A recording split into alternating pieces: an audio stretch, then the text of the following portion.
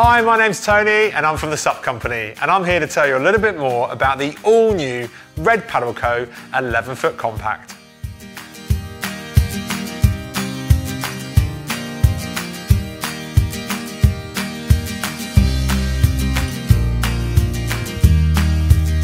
So here we have a brand new board from Red Paddle Co. It wasn't launched along with the rest of the 2020 range in late mid-October, and they've held onto it and they have teased us relentlessly with the release of what we now know is the Red Paddle Co 11-foot compact. And I have to say that as a paddler in my own right, I'm absolutely thrilled to see this board form part of a growing compact lineup from Red Paddle Co. Will there be more? We hope so. But really, let's just talk about Red as a whole, as a brand, in that Red are, well, more than a decade old now. They are quite easily positioned themselves as the premium builder of inflatable paddleboards. They only build inflatable paddleboards, and they are obsessive in not only the detail of their product, but the quality of their product, and the fact that they simply don't want to yield any compromise in terms of performance. Quite far and away, the best-selling model in the entire lineup is the Red Paddle Co 10.6 Ride, and we've got the 2020 SE edition here, or the Purple edition, as it's now known. And that board is really a mainstay of the Red Paddle Co range. Easily more than half of the boards that we certainly sell over the course of the year is that 10.6 model. And then, like the rest of the 2020 range and the years before it, everything drops down into arguably one of, if not the best, paddleboard bag on the market. The bag comes wheeled, it's with a backpack system, it's 90 centimeters tall, 35 centimeters, and then wide by 40 deep. And it is a really easy to kind of get around, complete package, roughly around 17 kilos in weight, all up, board, bag, paddle pump, leash, and it works. But just over a year ago, Red turned the industry on its head. And they did that with the launch of the 9'6" compact. And what was completely unique about this board was the way in which it's made, the materials that it's made from, and the result of all of that is it goes into a bag that's nigh on half the size.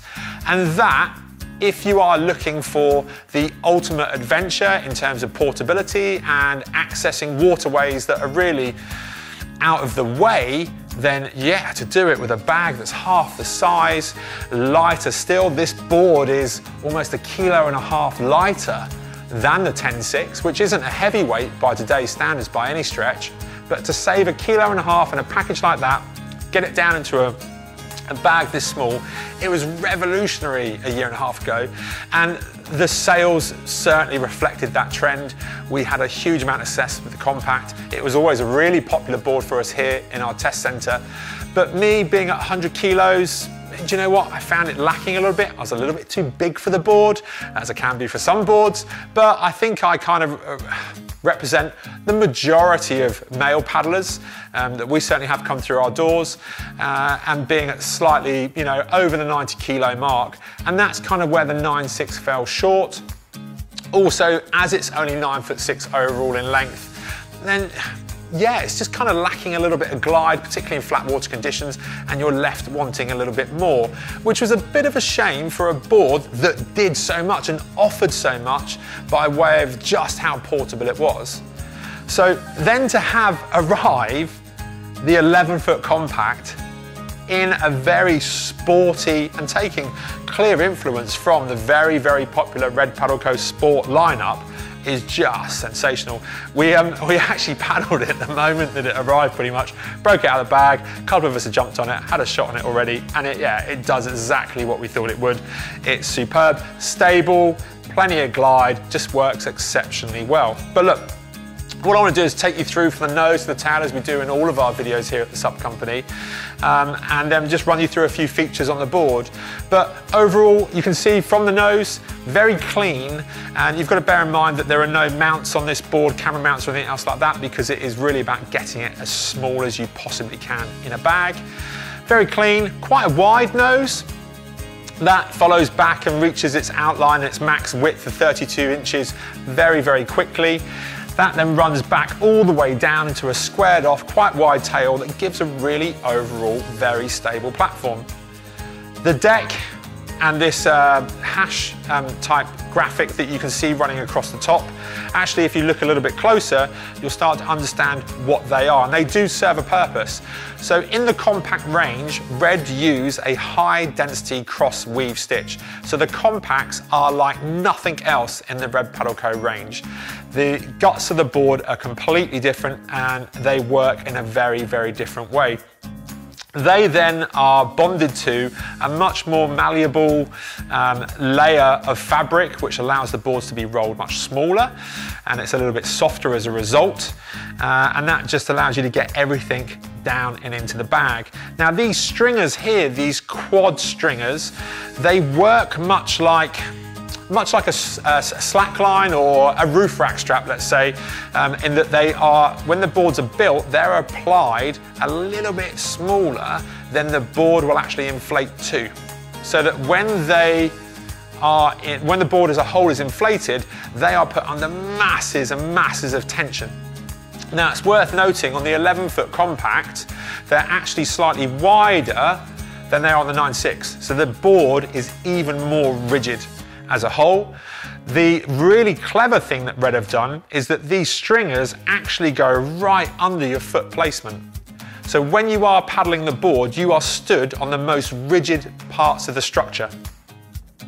Leaning back down though, on top of those stringers, we've got a very large, generous cargo net with the double bungees.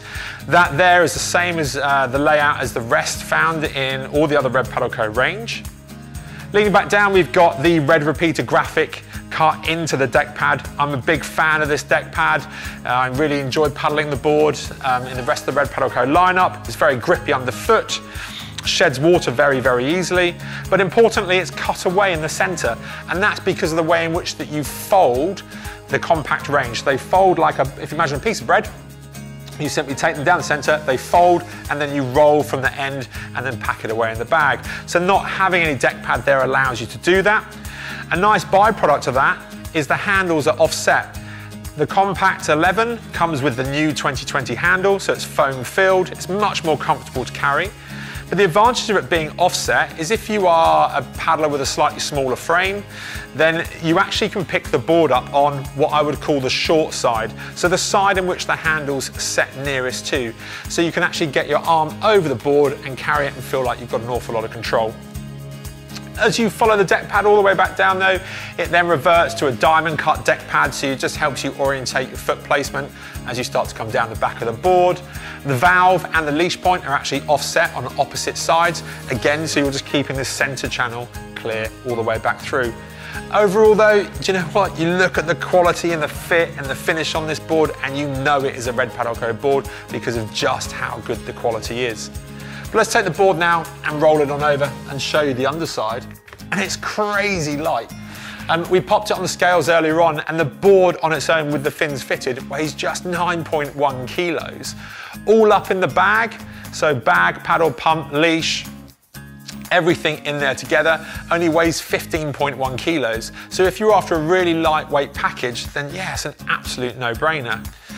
On the underside of the board, very clean finish. There is no D-ring to attach the board to anything, just to keep it clean and very easy to fold and compress into the bag.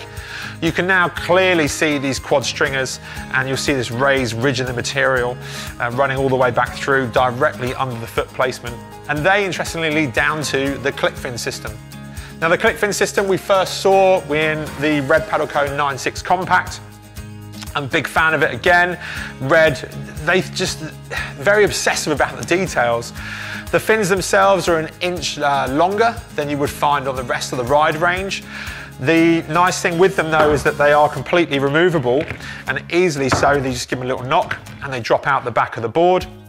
Red also, bearing in mind that these are shorter fins, they did recognise that they're not going to have as big an influence in terms of directional stability over the board and its tracking.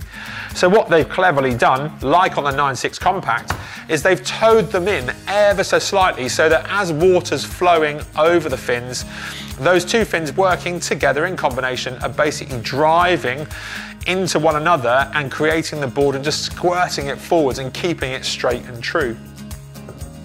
If you want to secure the fins in though, much more so than just relying on the click fin system, they both come with a small Allen key slot on either side, and it's just really easy just to kind of nut that up, and then you know the fins are in for good. A nice feature though, is often overlooked with many boards, is the bag. And Red, as much as they've innovated in the board, they've done it again with the bag. We first saw the bag with the 9.6 compact, and it gets everything in. Titan pump, absolute no-brainer. It gets you on the water quicker than any other pump. Loads of volume, loads of pressure, because importantly, you've got to remember Red Paddle Co boards go to 20 PSI, so you end up with a very, very rigid structure. The paddle itself, again, another really good piece of thinking by Red Paddle Co. It's a 5-piece carbon nylon paddle, so you know that the paddle blade is going to be very hard wearing, but then the paddle itself is very light. What we did find with the 9.6 compact and this 5-piece paddle is that actually, with my son who's now 9, I can give him this paddle, I just drop a section out and I end up with a really short kiddie paddle for not a lot of effort. But it all drops together really seamlessly, top section in, and then it's adjustable in the top section because Red Paddle Co have incorporated the lever lock system in the top, and that can be removed, and you've got a great range of adjustment in there as well. The entire board though, if you are on the market and you are looking for easily the most portable touring board there is available, then there is not a lot of choice. This is the king of the heap, without a shadow of a doubt. We're going to have this board in our demo centre all year here in Southampton at the SUP company, so if you want to come down and try it, you're more than welcome. Thanks for watching our video. If you've got any questions about what you've seen, why not give us a call in the shop or head over to thesupco.com. If you want to stay up to date with all of our videos, make sure you click subscribe up here.